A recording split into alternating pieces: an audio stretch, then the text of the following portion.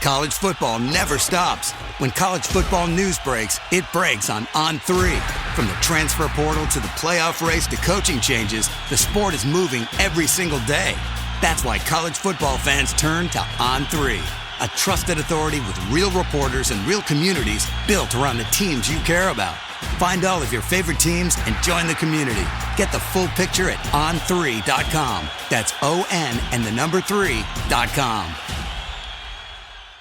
AI agents are everywhere, automating tasks and making decisions at machine speed. But agents make mistakes. Just one rogue agent can do big damage before you even notice. Rubrik Agent Cloud is the only platform that helps you monitor agents, set guardrails, and rewind mistakes, so you can unleash agents, not risk. Accelerate your AI transformation at Rubrik.com. That's RUBRIK.com. Happy holidays! Want to give your host a gift? Consider subscribing, rating, and reviewing the show this holiday season. It really helps the show grow. From all of us at Believe, have a Merry Christmas, everyone, and a Happy Holiday.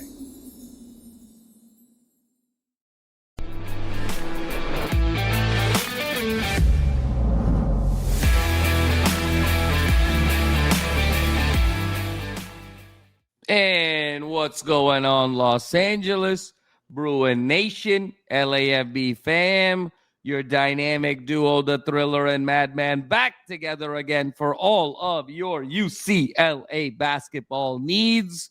And another fun episode for us here. Bruins, 2 games this week, and lots of conversation that Thriller and I are going to get into. Have we turned the corner, or is it more of the same, or is it TBD? Excited to get all into it. But before we do, Thriller, my brother, how we doing? You getting fired up for the holiday season here? I'm sure a lot of exciting plans coming up here with friends and family, as do I. Best time of the year, man. It's going to be good. You get to go see some family in the Midwest. Yeah, I mean, it's just a time where everyone can take, hopefully some time off of work and just kind of reflect on the year that was. So, yeah, man, things slowed down around this time, but not on the Bruin Bible here on UCLA LAFB. We stay coming with the UCLA content for our fans out there. By the way, happy holidays to our fans as well and everybody out there. Please like and subscribe. Continuing, man, we are building up a fan base out here that is hard to beat. It's all because of you guys, man. So let's keep it going. We got to keep these likes and subscribes going if we are going to reach the mountaintop that we need to be at. So that's all I got to say on that front. But Madman, it's always an honor talking ball with you, brother. Oh, brother. Well, no, thank you so much. And just want to echo those sentiments. Really happy holidays to our, beloved fans in our community. We love you all so much. And we're just so grateful and appreciative that, you make this a part of your lives and a part of your days. And just Thriller and I, if there's any gift that we could receive during this holiday season, it's hitting that like and subscribe for this channel as we continue to grow this bad boy and want to provide the best possible coverage of UCLA as we possibly can. And just want to wish all of our community a happy, a safe, a joyous, a memorable holiday season. Enjoy it with friends and family. Get the opportunity to pursue your passions, disconnect from kind of the day-to-day stresses, and really just wish everyone just a joyous time of this year and a time of reflection and time of gratitude. Thriller, with that, we jump into 2 more games this season. This week at Pauley Pavilion, Bruins prevail, get to 2-0, but want to unpack what it all means, especially as we have one last tune-up game before the teeth of the Big Ten season begins. Bruins go, as we talked about, 2-0 this week in the friendly confines of Pauley Pavilion, a 90-77 triumph over Arizona State, followed by a 108-87 victory over Cal Poly to bring the Bruins record up to 9-3. Now we got one more game before Big Ten begins. Thriller, I want to get your thoughts here. First impression, man, giving up 77 to Arizona State and then 87 to Cal Poly. 82 points on average we've given up these last 2 games. This does not look like a historic Mick Cronin team on the one side, but then on the other side, Thriller, feels like we're starting to get a little bit more identity offensively, and it feels like three guys are now starting to separate from the pack here. Donovan Dent, I think, has broken out of his slump a bit and seems like he's really in a more free-flowing place over these last two games, both in terms of scoring as well as distributing the ball. Bilodeau, I think, is back to his magic here. Two really big games, and I know we'll get into the details statistically. And then Sky Clark, I mean, back-to-back 6 3-pointer games between Arizona State and Cal Poly. Really feels now, Thriller, Dent, Bilodeau, and Clark seem to be the top three scorers on this team in a significant way. And goes UCLA, goes this sort of version of the big three, if you will. And I think these three guys are going to have to continue to score a lot of points given where we are defensively. But Thriller, your thoughts over the course of this week between Arizona State and Cal Poly? I was initially encouraged by the Arizona State game. It was the healthiest we've seen Donovan Dent probably since the opening few games. He was fast. He looked like his old self out there at the open floor. Explosive. He had that kind of the hops back. He made some contested layups at the rim. He looked really good. 20 points. He even hit, some 3-point shots, which has been kind of his Achilles heel of the year to start. So Dent being back, I think, is absolutely crucial for UCLA to be able to make that run into the tournament that we've been talking about for this year. So point number one, I think on the positive side of things is if Donovan Dent is back, this offense as a whole for UCLA is a completely different unit than what we've seen through our previous 12 to 13 games to start the year. Bilodeau is just, very reliable. He's a very good post scorer. I love what he does. I mean, 24 big ones against Cal Poly. He can score at so many different levels. And I still think, and we're going to get to our guy, Sky Clark, in a second here, but if I need a bucket, just one bucket on the team, it's got to be Bilodeau. Top 10 scorer in the Big Ten Conference right now, averaging 17.5 a game. He has been really outstanding. And, I mean, we needed those points against Cal Poly as, we were down by 2 at halftime, which was just frustrating. But, yeah, I think the Arizona State loss, it diminished a little bit for me because they turned around last night and lose to a terrible Oregon State team. Right. They entered the UCLA game at 9-2. So you're thinking, okay, this team's better than your traditional ASU team, but it just wasn't a good showing from them against UCLA, and then they followed up with another loss. Sky Clark is shooting the shit out of the basketball right now.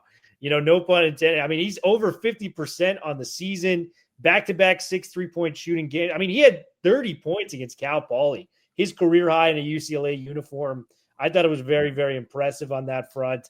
Those three guys dictate how the offense moves, but the defense is very concerning. Like, Cal Poly was a team that came in under 500 and was beating this UCLA team. And we've talked about the out-of-conference schedule we've had where we've lost to the top 3 teams we've played, and we've kind of left a lot more to be desired with this team than what we've anticipated coming into the year. So it's a lot of frustrating things with UCLA. So right when I feel like we've turned a corner, we kind of regress back to where the mean has been so far this season. The defense is still an issue. I mean, Mick Cronin is raving about it, at his press conference, talking about like, hey, we got to figure this out. He did give us some confidence, though. I really like the quote he had about the 2021 team where it was like, hey, we learned how to play defense that year, and it was in the middle of the season, similar to what this team is going through now.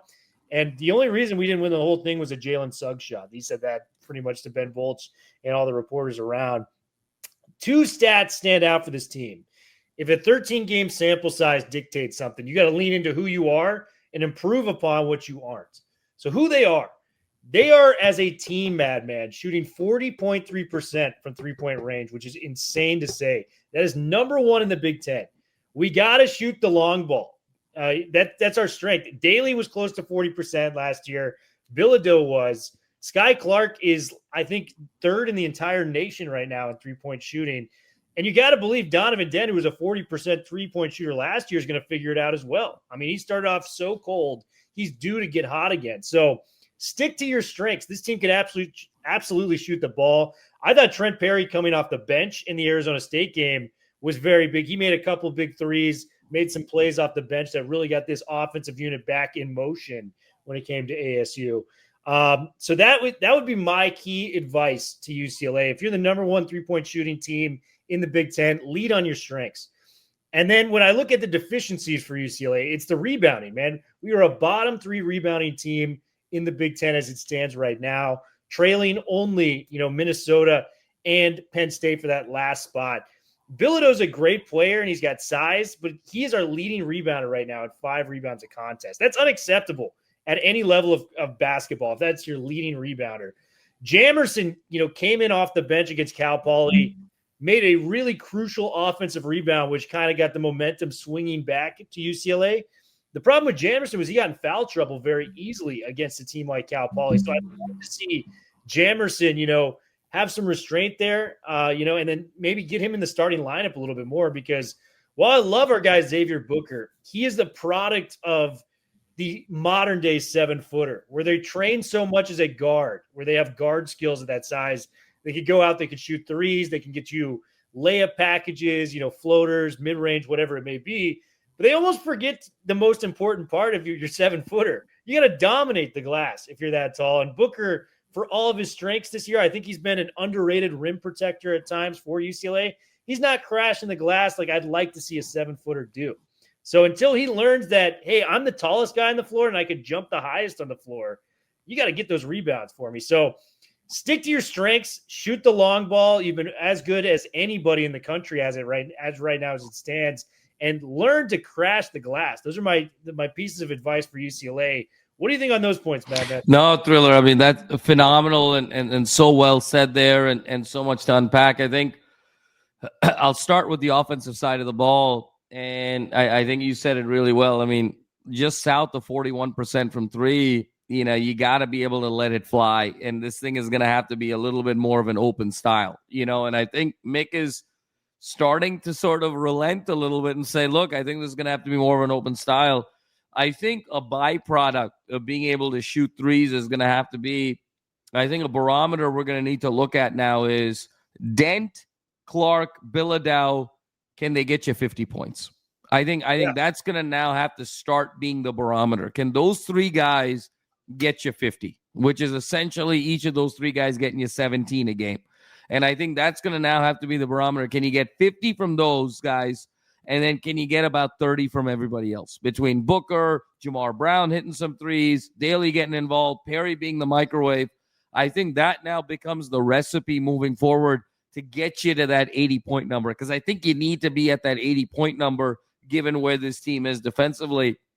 And I think what 50 points gets you between those 3 guys is Dent's going to be free-flowing. He had 16 and 11 against Cal Poly, albeit it was Cal Poly, but he gets out in transition, finding Clark in transition, semi-transition opportunities, knocking the ball down. Bilodeau's great in pick-and-pop scenarios as well. When you need him to shoot threes, you saw that a lot against Gonzaga as well. And then you got Jamar Brown off the bench, kind of catch and shoot guy. Perry getting the microwave going. And then Daly kind of working off and being free-flowing kind of from a weak side movement perspective to be able to get some open threes, particularly in that corner. So I think, Thriller, these 3 guys getting you 50, everybody else gets you 30, and you're really relying on that 3 ball, to your point, to get there. I think that's going to have to be recipe number 1 with this team. And then I think on the flip side, I think the challenge here, Thriller, and you've said it earlier in this season, and now that the sample size has grown, we're just seeing it. We just don't have length on the perimeter. We always had these big guards. We always had big 1s, 2s, and 3s that were long. And, losing Kobe Johnson last year, not really being able to replace him, as great as Clark has been offensively, he just doesn't have the length defensively. Neither does Dent. So what you're having, what the situation that's going on right now is opponent lead guards are being able to sort of break down and get into the paint. And that's fine if that's part of your strategy to sort of suck in guys into the paint. And then you got a ton of rim protection on the back end, which right now UCLA doesn't. To your point, Booker very much is your modern 7-foot pick and pop finesse player, kind of a jump shooter, a guy that, will sort of get a few blocks here and there just because of the size, but he's not a tenacious defender. He's not a tenacious defensive rebounder. He's not seeking contact defensively. He's not seeking to disrupt defensively. So I think the challenge there now is you don't have the length on the front end, and then they're kind of getting sucked into the paint, and you don't have that eraser on the back end. That's where you're seeing all these points really, really elevate. And so what do you do? And I think it's going to be interesting for Cronin. There's going to be a little bit of a delicate dance there. How much do you play Jamerson, and what's the trade-off? Because if you can get Jamerson on the floor, but he gets in foul trouble, to your point, now you're back to square one, number one. And then number two, if you have Jamerson on the floor, how much is that now going to affect you offensively? Because your margin for error now offensively is less. You actually have to score more points. So I think how Cronin manages Jamerson's minutes from a rotation standpoint, because I've heard even Ben Bolt say, hey, maybe you go big. Maybe you go Booker and Jamerson, at the 4 and the 5 and see what happens and do that a little bit more. I think that's nice in spots. I think that's nice in packages. But think about it on the other side of the floor. If you have Jamerson and Booker at your 4 and 5, I think you're going to be limited offensively in terms of what you're going to be able to do. So it's going to be really interesting. Mick is going to have to elevate this team defensively, but you can't teach size and you can't teach length. And at the end of the day, even a guy like Perry doesn't have the length, right? I mean, these are good sized guards, but they don't have that Jules Bernard length. They don't have that Kobe Johnson length. They don't have that Juzang length even. They're not built like Hopkins. Like any of these dudes, Exactly. So you can't teach length and you can't teach size. So Cronin's going to have to be interesting in terms of how he manages this season of saying, how much better can I get this team defensively? And then what's my cap there? And then I have to manage really more from an offensive standpoint. So I think to your point, Thriller, crashing the glass is going to be huge. You're probably going to need to have the guards crash the glass more too as well. And I think you're going to have 4. It's going to have to be safety and numbers. You're going to have to sort of go by committee. You can't just rely on your 4 and your 5 crashing the glass. I think everyone's got to crash the glass. And then that's where you rely on Donovan Dent's magic and his speed with the ball to say, even if I'm crashing the glass, I'm going to push right off of that, get guys on the wing. So I think these 3 guys getting you 50 offensively. And I think to your point, Thriller, everyone's got to crash the glass defensively. College football never stops. When college football news breaks, it breaks on On3. From the transfer portal to the playoff race to coaching changes, the sport is moving every single day. That's why college football fans turn to On3, a trusted authority with real reporters and real communities built around the teams you care about. Find all of your favorite teams and join the community. Get the full picture at on3.com. That's ON and the number 3.com. Hey, this is Steve Gorman, radio host, sports commentator, former drummer for the Black Crowes. The winter holidays are here, a time for festive celebrations, family gatherings, and ringing in the new year. Whether it's a holiday party, a night out with friends, or just relaxing by the fire with a few drinks, it's a season full of good cheer. But here's something else to add to your holiday plans, a safe and sober ride home. Just like in sports and music, always have a game plan. And the most important part of any plan is sticking to it. If you plan to drink, take that plan a step further. Call a rideshare, a taxi, a sober friend, or have a designated driver lined up before the night begins. Drinking and driving is a decision that can change your life and the lives of others forever. A DUI, a crash, an injury. The consequences are real and lasting. So please, for your sake and for everyone else on the road, make the smart choice. Get a sober ride home. Drive sober or get pulled over. Paid for by NHTSA. If you're the purchasing manager at a manufacturing plant, you know having a trusted partner makes all the difference. That's why, hands down, you count on Grainger for auto reordering. With on-time restocks, your team will have the cut-resistant gloves they need at the start of their shift. And you can end your day knowing they've got safety well in hand. Call 1-800-GRAINGER, click Grainger.com, or just stop by. Grainger, for the ones who get it done. Yeah, and I think the starting 5 I'd start to roll out. And obviously different matchups require different lineups. But I go with, the heat check backcourt that we've got. If Dent is like this, yep, and you got Sky Clark just shooting the basketball like a splash brother right now, with Bilodeau who gets buckets any which way, anyhow, I know I'm good for at least 15 plus from Bilodeau a night. Then you go Jamerson, and to me, the most intriguing player, we talked about it. Who was the most interesting player for this roster? He's had a quiet 3-game stretch offensively. Eric Daly Jr. Yeah. Like, we were waiting. This is the second leading scorer off last year's team. He had single digits in back-to-back games when it came to Gonzaga, when it came to Arizona State. Got 10, but it was a very quiet 10 against the Cal Poly team where it felt like everyone kind of contributed in the second half. What I need from Eric Daly is, if I'm not going to get double-digit scoring, right, I need to hit rebounds. You're 6'9", dude. I need you to hit the glass. Somebody's got to hit the glass on this team. If I'm in Mick Cronin's room, I'm breaking a couple binders. I'm throwing stuff against the wall saying, hey, hit the rebounds, my man. Like, we got to get this going. Daly is my top candidate for that, given his athleticism. And I came into this year, given how optimistic I was on this UCLA basketball team, I thought Daly was going to be one of the top 10 players within the Big Ten. Given how it's designed, given his two-way prowess, maybe he's not on first team, all Big Ten, but he definitely should have been on all second team. I just haven't seen that version of Eric Daly that can take this team over the top. What has been your thoughts on Daly thus far this year, man? Yeah, Thriller, I agree with you. I think we're looking for that next step. I think the challenge with Daly right now is offensively, he looks a little lost. He doesn't have a go-to move. And I think sometimes in college, you need one of two things to be successful. You either have to have a go-to move, or you got to be able to shoot the lights out. And unfortunately for Daly, he's neither. He's a good three-point shooter. He's not a great three-point shooter, and he doesn't really have a go-to move. So time and again, Daly sometimes gets lost offensively, I find. And so I think the best way to be able to sort of generate offense for him is, I think exactly what you're saying is, he's got to really put everything defensively, and I think he's got to crash the glass. I think he's got to take on the opponent's best player, whether that's a perimeter player or whether that's somebody down low, and just take a ton of pride there and then say, look, offensively, I'm going to be the byproduct of us pushing the ball more, having more possessions.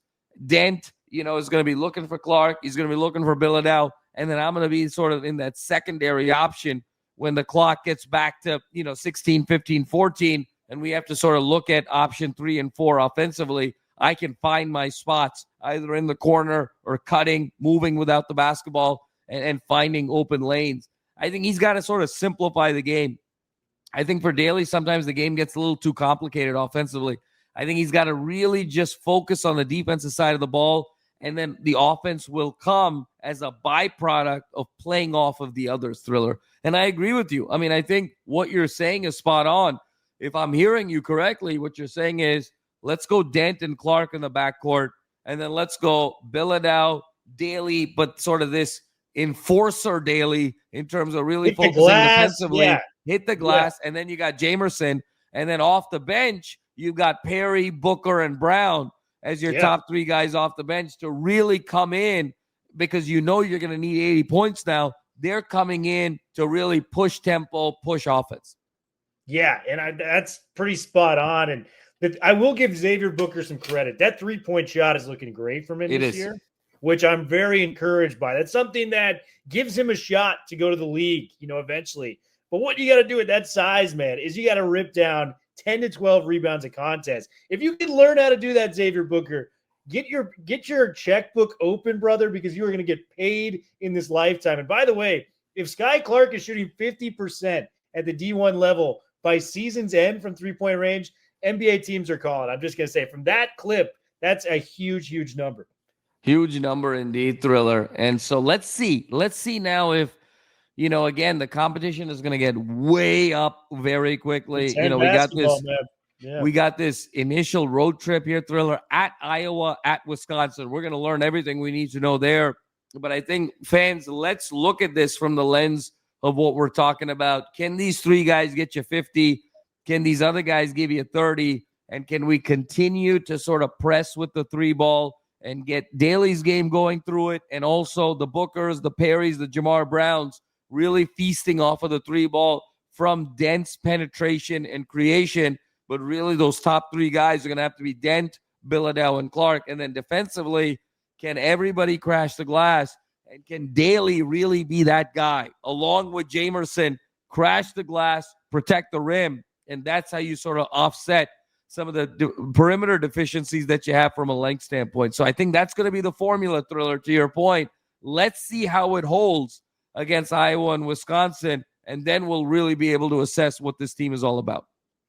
Yes, sir, man. Let's happy holidays to all involved. And, fours up as always. My man has got the sleeper ad ready for you. Yes, sir. And so before we get out of here, folks, before you enjoy the holiday season, we got to pay the bills around here. Download that #1 sleeper app, the #1 sports app on the market, the sleeper app. Real-time stats, real-time feed, one-stop shop, fully immersive in terms of data, in terms of chat, in terms of updates. Download the #1 sleeper app. You can do all kinds of interesting things, over-unders, different types of lines, the mixing and the matching, the variety gives you an experience, a user experience that no other app has on the market today. That's why it's the #1 app on the marketplace today. Download the sleeper app. Tell them the guys from the LAFB network sent you, and use that promo code UCLA LAFB. Gets you $100 off, match bonus. 100 becomes 200, and then you can do all kinds of really interesting things. So tell them the guys from the LAFB network send you, and download the #1 sports app on the market today. Well, Thriller, another great one in the books. Wishing all our audience a very happy holidays. Hit that like and subscribe button. Give us the greatest holiday present we could with that like and subscribe button. And fans, be out there, enjoy with your friends and family, and really have a ball and burst out with that Bruin pride during this holiday season. Like we always say, be loud, be proud, be passionate, Bruins. And like we always say, fours up forever.